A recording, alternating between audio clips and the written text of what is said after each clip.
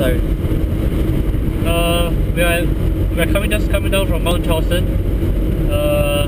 We're driving a Mustang. If I'm not wrong, it's an LX, which is not what we hoped for. We wanted a Mustang GT, but still, this is not too bad. I mean, the car sounds pretty good. I mean, it's a rental company, but they seem to have done some mods to the car. I think there's a rear sway bar, there's an air intake, and this is basically a V6. So I think it does about 200 horsepower. Yeah, I'll give you a preview of how the car sounds like.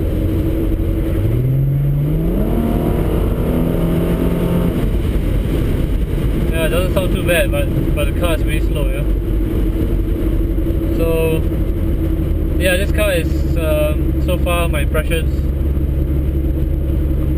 is not that fun to drive. I think the steering is pretty hefty, but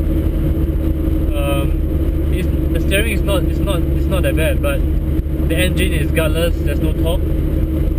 Power only comes in 4,000 to 5,000 RPM, and I mean, it looks good, it sounds good, but yeah, it doesn't seem to have the goods, right, Jaro? Yep. Yeah. So yeah, that's it.